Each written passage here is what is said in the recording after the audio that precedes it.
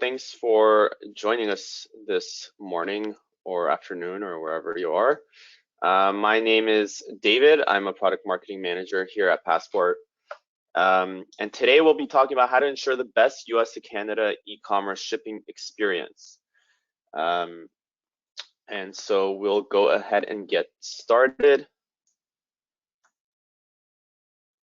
All right, so the top 4 things US businesses need to know before shipping to Canada. I'm just going to go over our agenda really quickly. First of all, we'll go over some introductions to our great panelists today and some housekeeping items. We'll go over what the e-commerce opportunity in Canada is today and what it'll become in the future. What kind of shipping and fulfillment options you can consider. We'll go over why you should tell customers exactly what they'll have to pay at checkout. We'll talk about some of the common reasons for customs holds and delays and how you can avoid those, and how you can proactively resolve problems with your Canada shipping. And then we'll go over a little bit about how Passport can help you grow your business in Canada.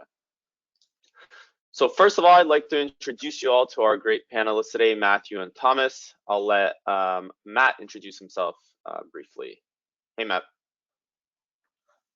Hey, y'all. My name is Matt. I'm the Marketplaces and International Product Manager over at swimallet.com. Look forward to talking to you guys today a little bit about shipping to Canada and how Passport has helped us. Awesome. Tom, go ahead. Yeah, hey, I'm Tom Taggart. I head up global trade for Passport, and we work on everything that's related to trade tax and product compliance. All right, fantastic. All right, I will go over a few housekeeping items. Throughout the webinar, you'll see your GoToWebinar control panel. Feel free to leave any questions in the Q&A box. We'll get to those at the end of the webinar. We have a Q&A section, so we'll answer as many as we can get through. Everyone is muted by default, so you don't have to worry about toggling your unmute button. Everyone will be muted throughout the webinar. And once the webinar is complete, a recording will be sent to all registrants. So if you maybe have to jump early, don't worry. The webinar will be sent to you afterward.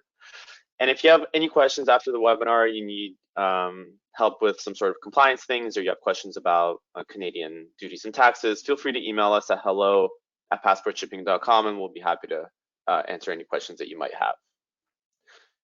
And without further ado, we'll get into the presentation. Tom, I'll give it to you. Thanks, David. So, Matt, appreciate you being on board today, and always great to connect again. I want to start with just the overall opportunity in Canada. Obviously, one of our largest trading partners and the natural place where you look when you're going to expand for the first time, going from U.S. sales to international sales. But you guys have a really interesting story about how you got into the Canadian market, and it sort of reflects the evolution of e-commerce. Hoping you can tell us a little bit more about your decision there to enter the Canadian market. Yeah, with Canada's proximity to the U.S., with the fact that many warehouses are just mere miles away from Canada, it's very much an extension of the U.S. market. The North American market really has no reason not to be fully integrated with the USMCA, and we had in the past, had shipments going into Canada, but it wasn't really officially. Through our site, we weren't able to process any orders to Canada. The duties and tariffs, as well as the VAT for countries like the UK, really were quite a problem when we were using shipping companies like FedEx. We actually had to rely on our internal customer service team to take orders really over the phone and process orders manually in order to ship to Canada. So we knew there was a market there, but we didn't really have an idea of how to crack it without stepping into quite a lot of issues with duties and taxes. But we evaluated from a standpoint of, it's pretty close to the United States. There's clearly a market there. We had people reaching out to us through our customer service line, and it was really a parting of the skies when Passport approached us and was able to provide not just shipping into Canada, but calculation of duties, taxes, and not have to expend any kind of resources eventually registering in Canada if we were to do a 3PL then. Yeah, it's something we hear often. I think many merchants, they'll get the advice that Canada is 10% of the U.S. market in population. So if you expand to Canada, it's an automatic 10% boost in your revenue. And they come to find that there's all these other considerations like different tax laws and different duties that would apply, and how to calculate total landed costs so you're not losing money on your order. And there can be a lot of complexity in it, although Canada is the natural extension for a U.S. brand looking to expand internationally. And understanding the nuances in the markets is where we do see some challenges that merchants come across. And I think the next slide really highlights that, the considerations that we often see brands and merchants that are up against. Most often the considerations are, do I fulfill from the US or do I move inventory to Canada and fill locally? Should I ship directly to my consumers, or should I register my business for a non-resident importer and name myself as the importer of record? And then there's the shipping considerations, right? Is it express? You go through a consolidation model? Do you use a postal network? And then the last thing is, how are you going to charge duties and taxes? Are you going to surface that at checkout, or do you leave it up to the receiver to pay it on delivery? And love to get your take on some of these and see what considerations Swim Outlet went through here. Yeah, in an ideal world, it'd be great to have inventory in Canada, but as you expand, it's not always a possibility to go all in. And being able to expand from with the resources that we have, the infrastructure that we have, and expand internationally through someone like Passport really was a help to us, because not only would you have to be looking at tax registration or potential business registration in Canada, depending on how much of a nexus you have inside the country, how long inventory is sitting in the country, et cetera, et cetera. If we're able to use our existing infrastructure inside the United States and open up the Canadian market without really opening up the exposure at the same time, again, Passport kind of came in and in many ways landed in our lap in terms of all the different options that they were able to really cover for us, and all the different exposure they were able to cover for us in terms of being the importer of record and whatnot.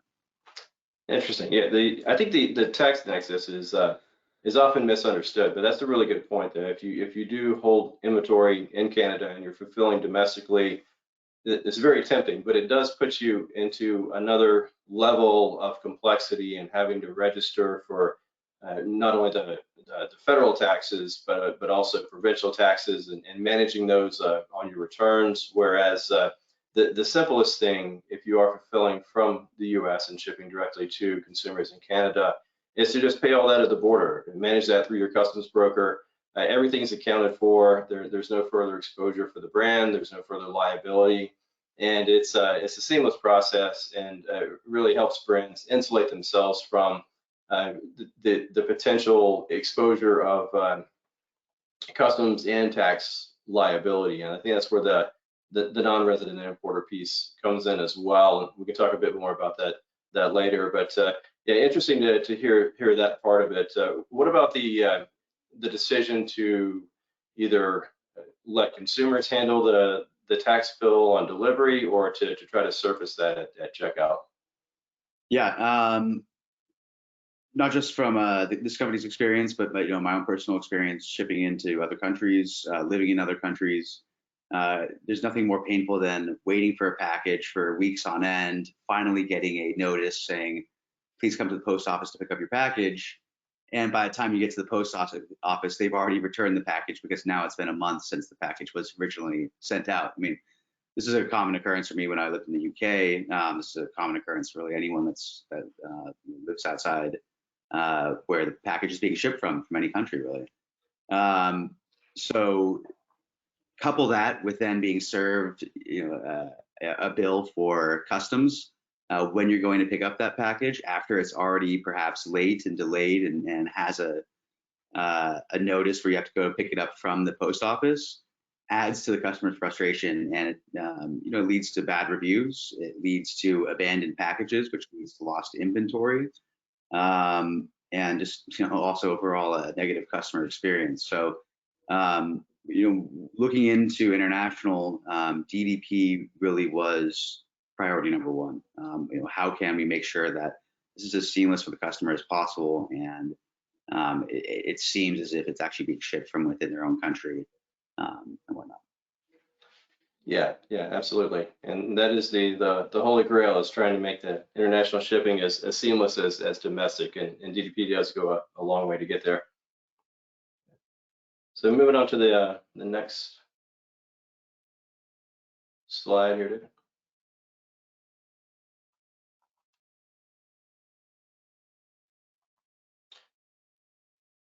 You mind advancing that, David, so we can look at the next set of considerations here, especially some of the upfront work that you may have done as you looked at expanding not only to Canada but globally. Considerations of how do you reduce customs holds, customs delays, how do you prevent those from occurring so that you do have a seamless delivery experience for the customer.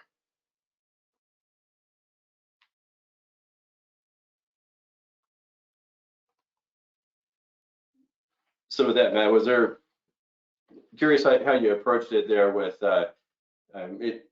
any upfront work, harmonized system codes, what you considered and what went into those factors there of how to provide that seamless experience? Yeah, with regards to upfront work, there were questions around making sure that all our products are coded properly. We have quite an expansive catalog, so having everything properly coded from an HS code standpoint, also making everything else that has the proper country of origin put in.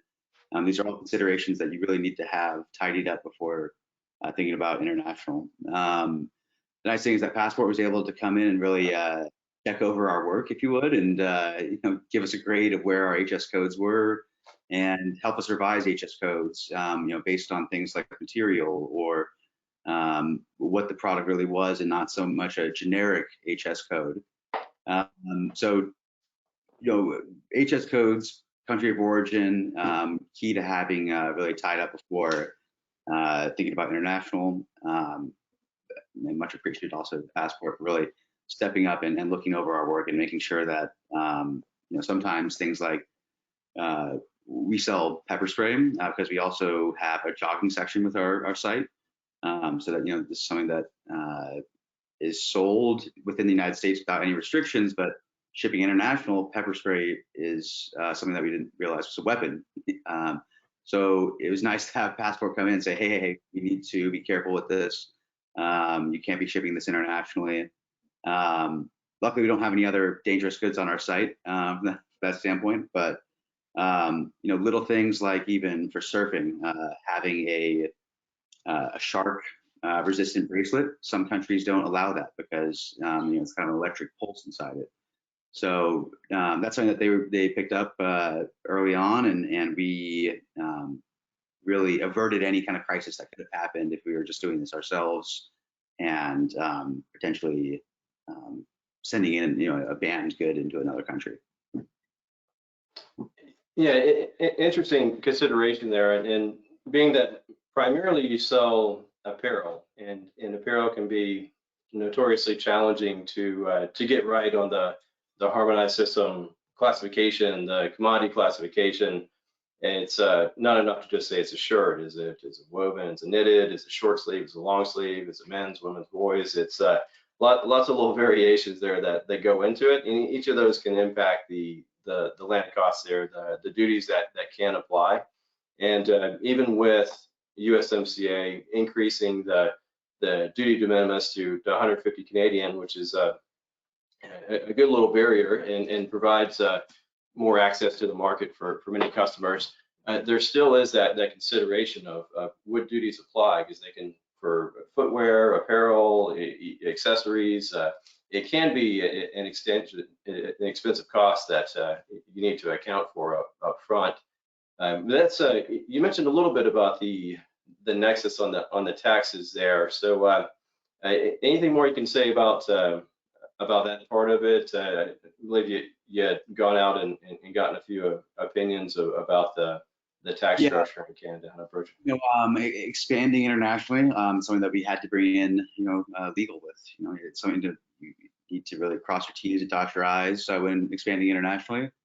Also inside the United States, you have quite a variety of issues with regards to nexus and how many different states you're shipping into, what kind of sales volume you have within each of these states.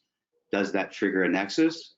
There's 50 states inside the United States. There's 200 odd countries in the world. So expanding internationally, you're now exposing yourself even further.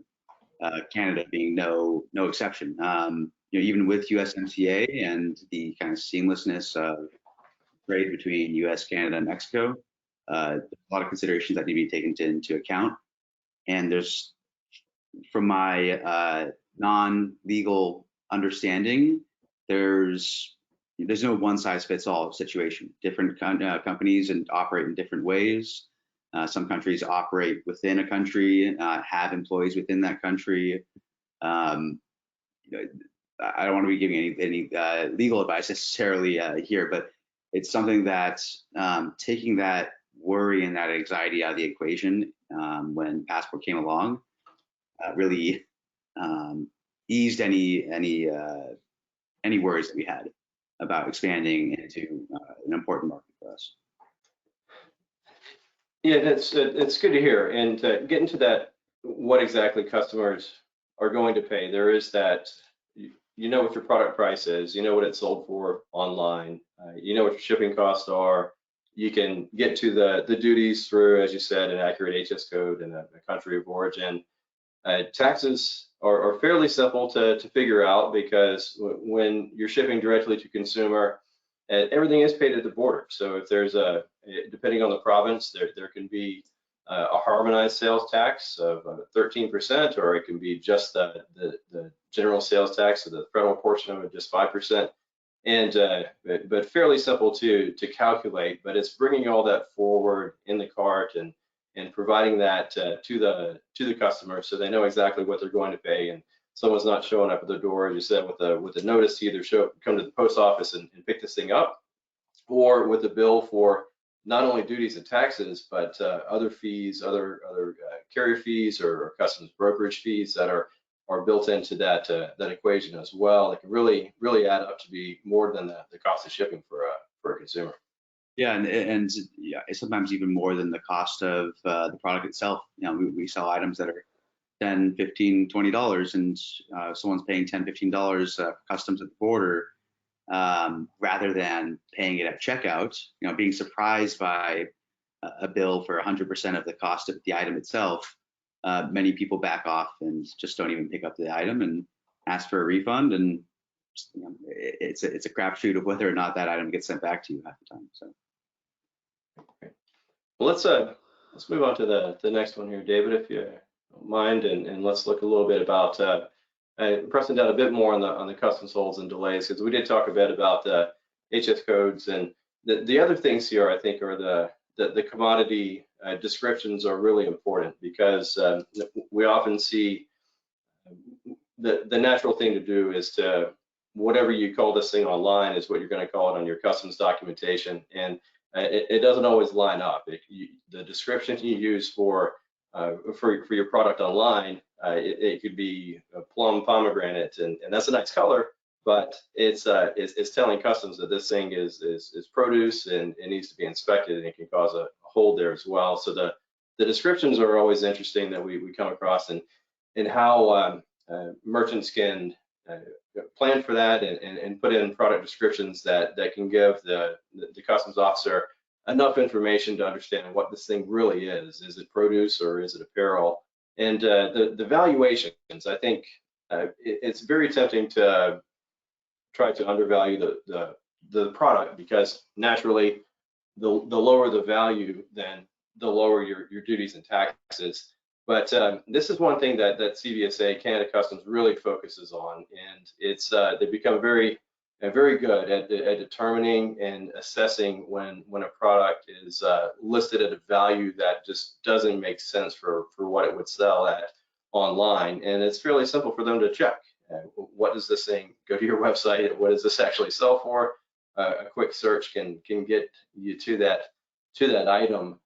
But the last piece here I think is really interesting for you guys is the restricted products. You mentioned the pepper spray, and that's a unique category itself. But when you think of swim outlet and apparel, there's a lot of other categories there that are not just clothing. And you mentioned the shark avoiding device. That's an interesting one. But there's also things like sunscreen that can be very complex in certain markets, and that's an interesting one for us to look at as well, because whether this sunscreen is considered to be a cosmetic, or whether it's considered to be a natural health product or an over-the-counter medicine, or even a prescription drug, it all depends on a number of factors: the SPF, what's on the label, what sort of health claims are being made. Does it say this thing prevents cancer? Because that's no longer a cosmetic at that point. So it seems like an innocuous product, right? It's just sunscreen, but then you get into all the potential restrictions that are around it. I have another example of that, Thomas. It's prescription goggles. We have goggles that are prescription lenses, so you can swim without your contacts or whatever it be. That's great, but sometimes that can be classified as safety goggles. Other times that's classified as a medical device, or it's medical device might not be the right word, but it's medical in nature because it's a health device, if you would. So knowing these intricacies and how to be classifying it properly, so that it's not being held up at the border and whatnot, is key. And you guys were able to help us out with that. Yeah, that's a great example. The prescription goggles, you wouldn't think it, but it does put it in a very different category. Even sunglasses, right? That's a whole other thing that you don't think it has regulations attached to it, but it does. We had one funny example of a brand that was selling a teddy bear with sunglasses, and of course the sunglasses are regulated, but you wouldn't think that this little toy with sunglasses on it is going to be something that might get held and inspected. But sure enough, little things like that are often overlooked, and it's great to identify them up front, to know what to expect and try to reduce those holds and delays, and being able to proactively resolve them when they do happen. Okay, Dave, let's talk about that next topic there of resolving problems. So you had mentioned starting out with losing packages and a little bit of lack of visibility there, and I know you guys really focus on customer support and trying to provide the best experience for the customer to make sure that the order that they get is the right one, and reduce that returns rate. But can you tell us a little bit more about your approach to the customer support and customer experience there? Yeah, especially with international packages, things naturally take a little bit longer to get there. Passport, we found, is fantastic. We've seen packages arrive in the UK faster than we see packages arrive in the US sometimes. That said, with slower shipments, there naturally comes a lot more where's my order kind of questions. What's the tracking number? Very basic questions that can just take up a bit of bandwidth with your customer service team. And by being able to kind of offboard that to Passport and anything that revolves around the package itself, once we had everything shipped up, put in the box, and sent to Passport, we were pretty hands off until worst comes to worst, the package was maybe lost, which was a very low amount of time.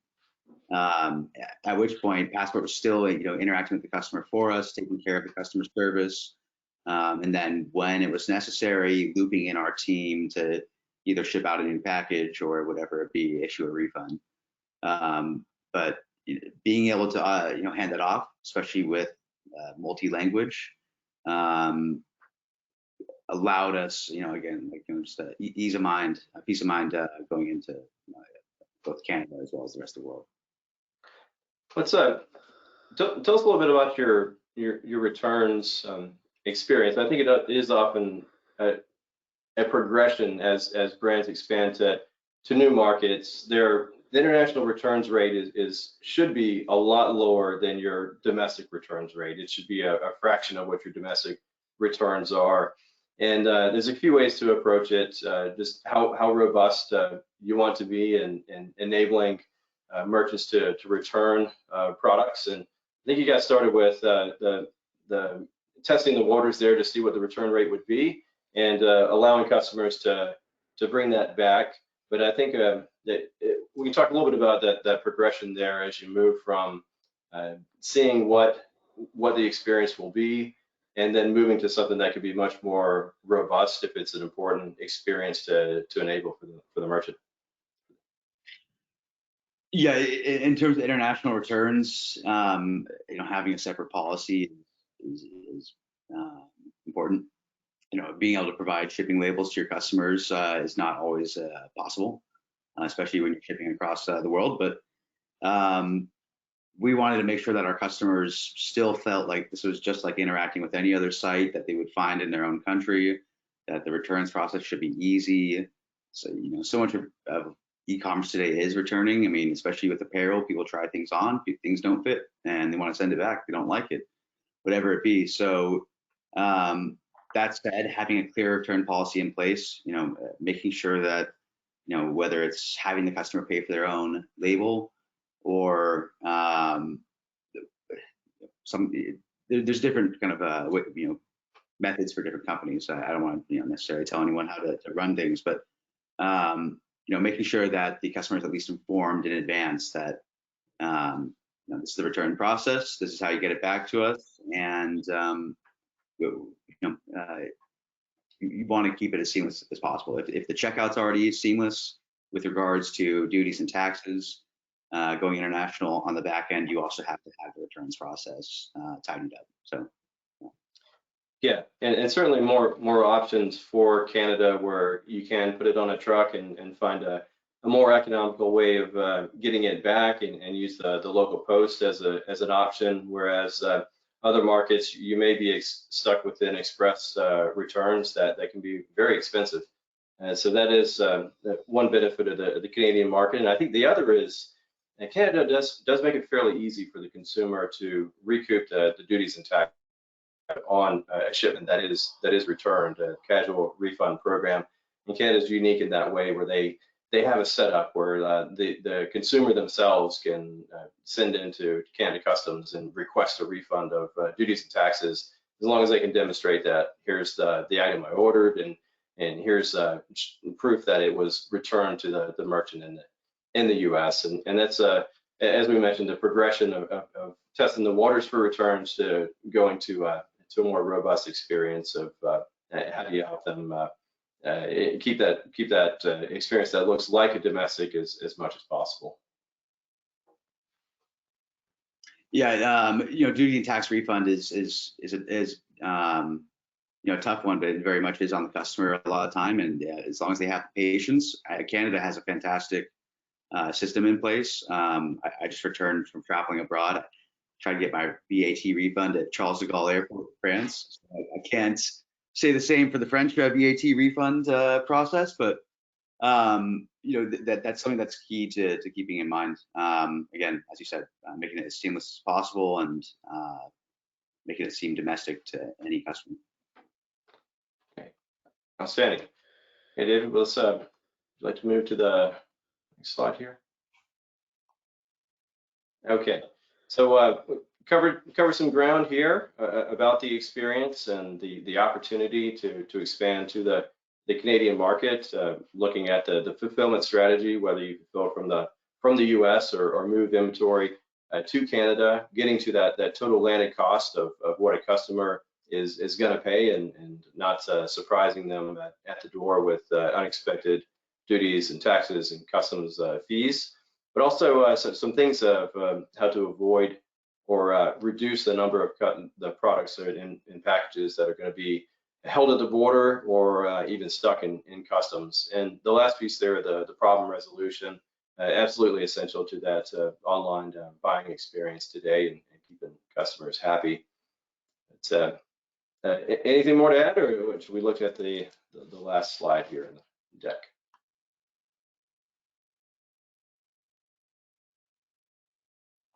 I think that sums it up pretty well. I think from the standpoint of making sure your checkout looks seamless and as if it's almost a domestic shipping service is great for conversions. Making sure that your customer service is tied up. Passport stepping in and handling that really handles kind of the transit portion of it. And then returns, making sure that your return policy is really buttoned up before going live, or at least having willingness to test out returns, see what methods work, and being flexible at least for a month or two, whatever it be, and finding the right return policy is good, but it's something to keep an eye on. Great to hear. Well, the last piece here, David, is how we really approach it and what we consider in this enabling that experience and expanding to a new market. And of course, it always starts with the logistics piece of it, of how you get that product to the destination. And I think it is enabling both things, right? It's a total landed cost at checkout, but also if a merchant is looking for a more economical solution because the order value is very low, then a postal option or a DDU option may make more sense, especially if the order value is below that the 20 Canadian postal de minimis level, where duties and taxes would not be assessed. But tracking, of course, is very important, and ensuring that your consumers know where their package is in that product, in that process, and reducing the number of WSMO calls and trying to understand where their package is in that order system. And then moving on to the platform itself, how you're surfacing duties and taxes at checkout, how you integrate with your fulfillment provider, your 3PL, even providing some insights there into number of items, average delivery time. If you see that items are being stuck in particular, then being able to make some adjustments there to things like the product description that can be causing it to get hung up in customs, or the HS code itself. And the compliance piece is more space here. Doing that evaluation up front, does it make sense to register for Canadian Tax ID to position your inventory in Canada, or should you fulfill from the US and take advantage of some of the benefits like the personal use exemption clause that really is only available if you are shipping from the US to consumers in Canada. And if you're in the cosmetic space, or even the nutritional supplement space, that's a very powerful consideration there.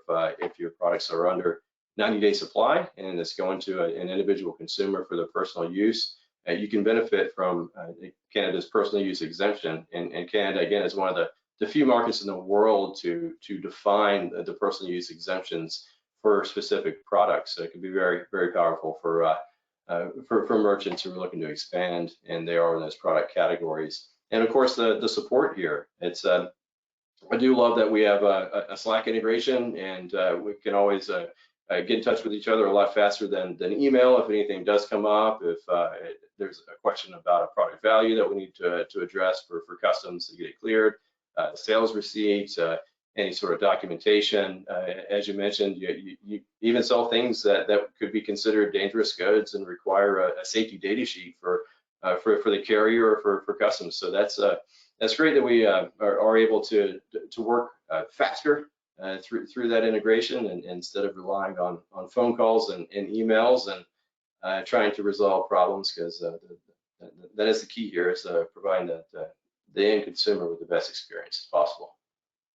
Tom, just to jump on that, I just want to, hats off to you guys both in terms of the support that you provide after we went live, but with Slack and whatnot, but also the setup, working with your team really hand in hand.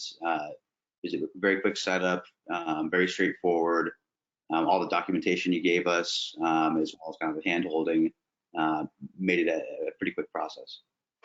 Appreciate it. Okay, David, I'll turn it back over to you. MC as the keeper of the questions. All right. Do y'all hear me, by the way? Hello? You hear me? Yeah, you're good. Yep. Okay, great. All right. So I will now, let's get to the questions. If anyone has questions, feel free to put them in the question pane here. We got a few coming in. First question is,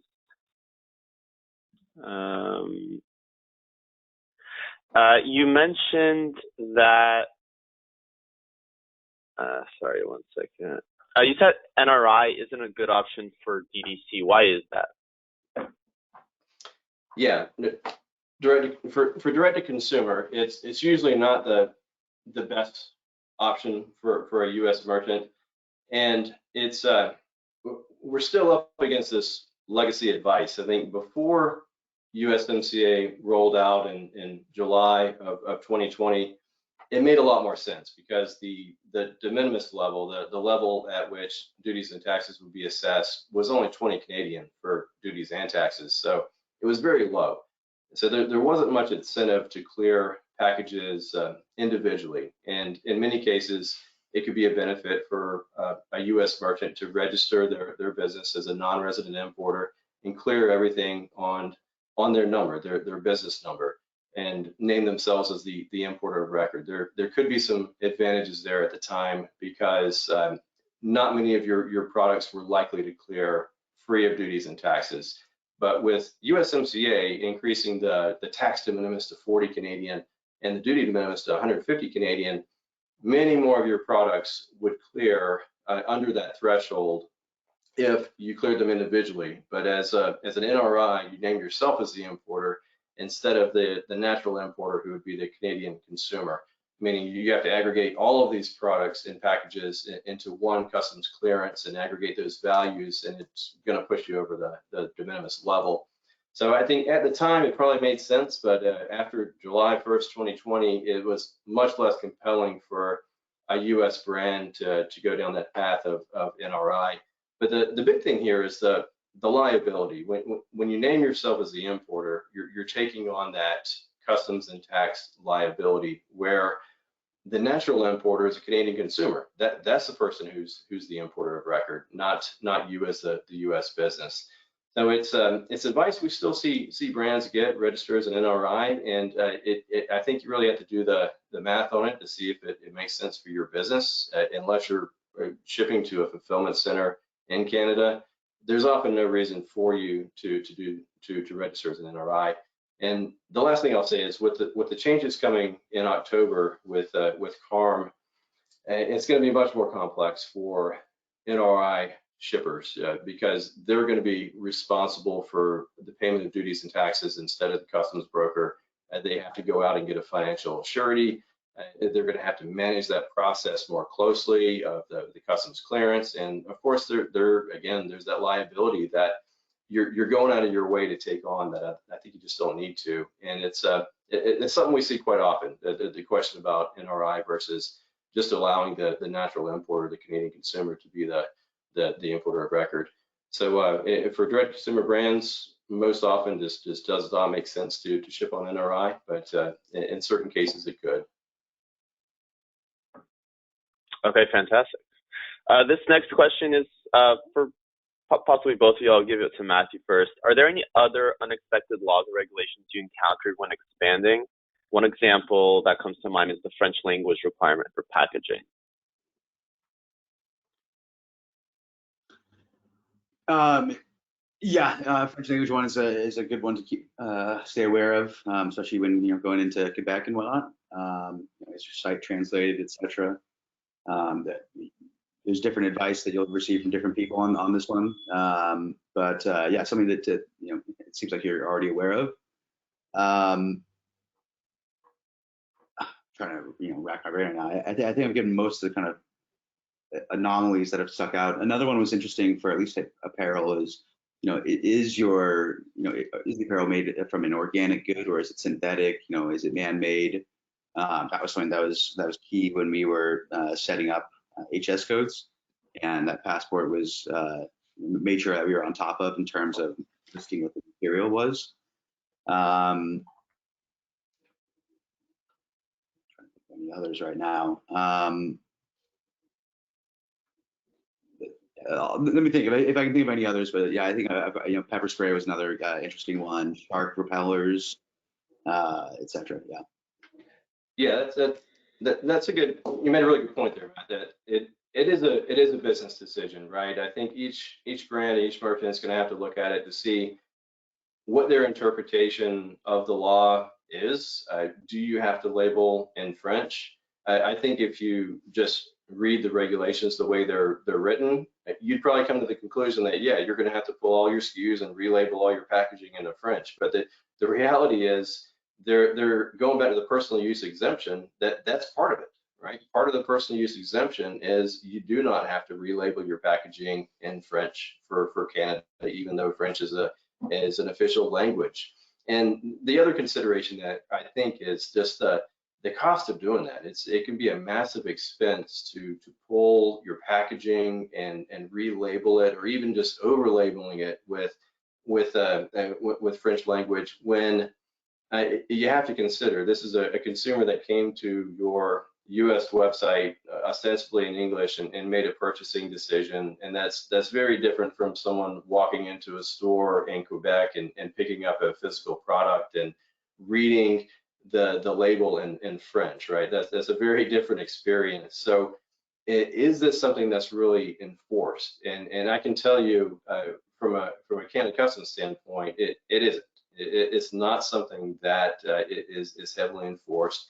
It's not something that's focused on. So it goes back, like you said, man, it's the business decision of how comfortable you are, what's your interpretation of the scenario, and how do you want to approach the market.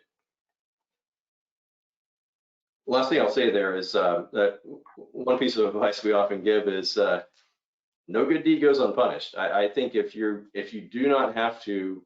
not mandated to register for a tax ID or for completing a cosmetic notification form or a natural product number for a supplement, doing so can, when you do that voluntarily, it can really put you in a bad position. We've seen this with merchants who have voluntarily registered for an NPN because they wanted to be completely compliant with their supplements, and they immediately got a stop sale notice from Health Canada, where they were shipping just fine before, right? So when you go out of your way to voluntarily try to comply, I think you can often do more harm than good. Another is the tax registration, right? If you're not mandated to register for taxes because you have an office in Canada, or you're a Canadian company, or you hold inventory and fulfill from Canada, voluntarily registering can put you in a bad way. We've seen brands end up with 5-year assessments and audits, and there was just no need for it, right? It's an unfortunate situation where you try to play by the rules and you try to go beyond what's required to be compliant, but it can often backfire. Just following that up, HMRC in the UK is a pain as well. Yeah, it is true. There's it's the liability thing, right? You never want to go out of your way to expose yourself to more liability than you need to with any tax authority, HMRC, Canada Customs, Canada Revenue. It's yeah, that is the advice I would give, is just you want to offset that liability as much as possible. Awesome. We have two similar questions that I'll combine. What are the minimum requirements to use Passport services, like company size, and what is your monthly fee and what does it cover? I'll let you handle that, Tom. Interesting one. Well, full disclosure, I'm not a sales guy, I'm the compliance guy, so I will say that we typically work with the brands that are shipping a certain minimum order per day. If if you are in a third-party logistics outfit, a fulfillment center where we're integrated, and very likely we're integrated with upwards of 80 3PLs. So we often have a daily pickup for that 3PL, and in that case, there really is no minimum requirement. We're already making a stop, and they're building out pallets and Gaylords and putting packages on a truck. So in that sense, there really is no minimum to get set up. Some brands are fulfilling on their own, what we would call a self-fulfill. And then I think it's just a decision of what makes the most sense for us to get the package. Do we have a truckload pickup, or is it more what we would call a box in a box? So with that, there really is no minimum requirement. We can take on merchants who are shipping very occasionally. We have, especially if you're on Shopify, we have a Shopify app that's free to download and install and get set up and running. So with that, there really are no minimum requirements. It's just a matter of working out what makes the most sense for us from a logistics standpoint, and how we get the packages to you, because we do take on that the export processing for you. So all you really have to do is print a domestic label, and it's as simple as that. Fee-wise, no additional fees. Everything is built into the transportation rate.